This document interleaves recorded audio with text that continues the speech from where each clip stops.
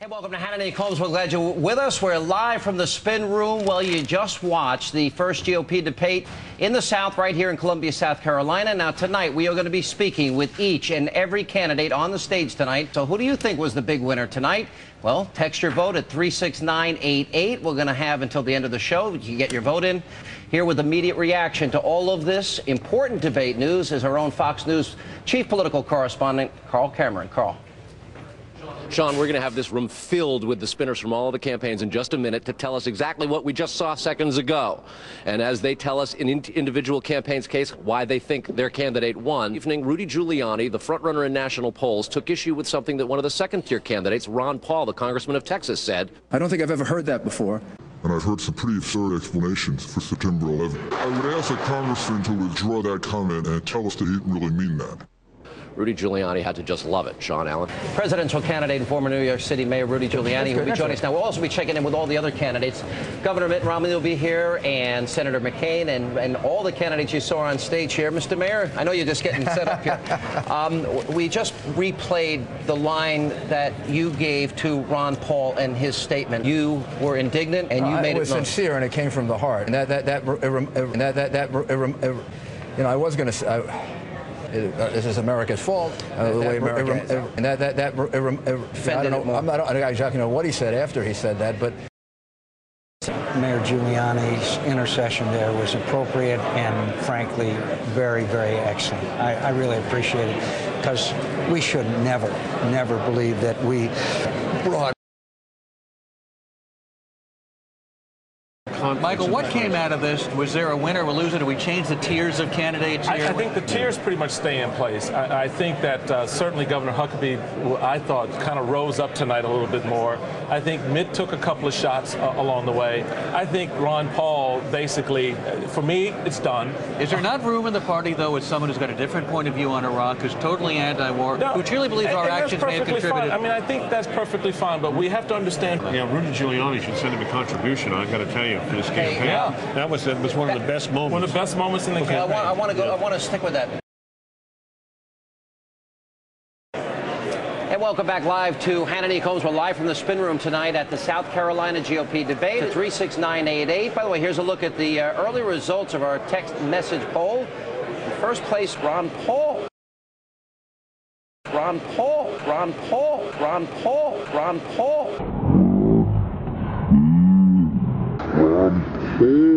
Surprisingly, 30%. In second place, Governor, you're in second place with 27%. Third place, Mayor Giuliani with 16%. And so we'll be watching and monitoring those numbers for you all night. Carl Cameron with the very latest. Carl. Hi there, Sean. Well, Ron Paul coming in with the win on the text message election, at least in the early returns, is almost in line with the attraction that he's caused for the press.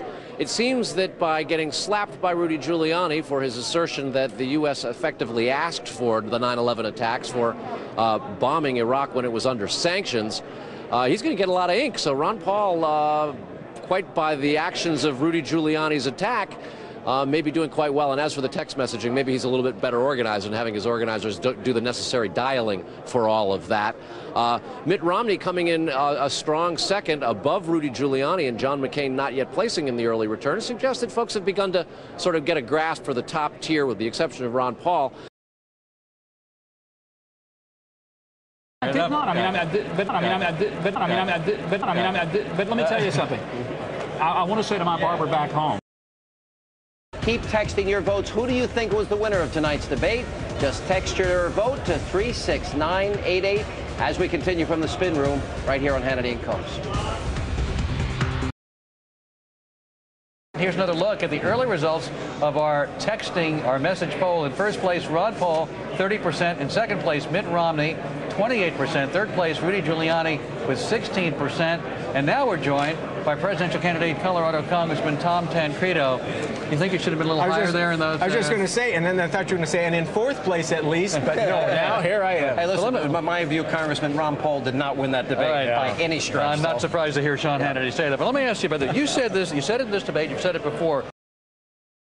Candidate Sam Brownback joins us now live in the spin room. How do you think you did tonight? I thought I did well, and it was a great debate, and it was a good chance to be able to talk issues. The current results of our text message poll. In first place, we have, let me see what number. Let's put them up on the screen here. It's got to be Brownback. There we go. It doesn't say. It sounds Paul, actually. 30 for Ron Paul, 28 for Romney, and we have 16 for Giuliani. Where's Brownback in the first? It should be up there in the front of that. Close to 20,000 votes, and the percentages are still staying pretty consistent. In first place, Ron Paul, 29%. Mitt Romney closing in on 27%. In third place, Rudy Giuliani, 16%.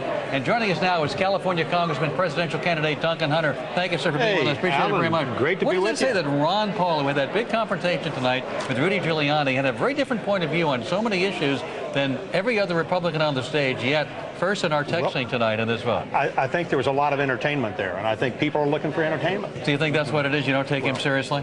Well, when he says we started 9/11, no. Well, he didn't say he started. He said our policies.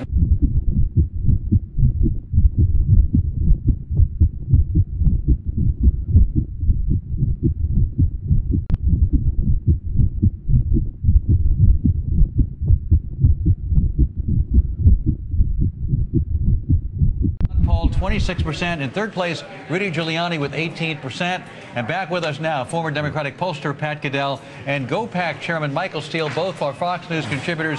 Michael, what does it say that here you have, throughout the night, Ron Paul slipping just 1%, but has been ahead all night, perhaps the most controversial statements of the entire debate, and at variance with everybody else in the Republican field. Right. What does it say that he's doing so well in our text messaging among those watching Fox News? To be honest, right it says absolutely nothing.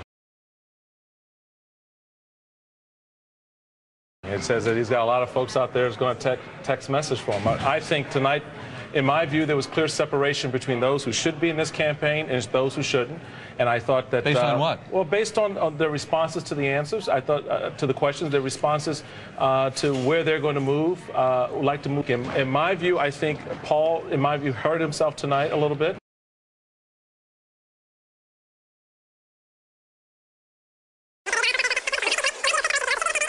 I think Ron Paul, basically, for me, it's done. Is there not room? It's done. Paul, in my view, hurt himself tonight a little bit.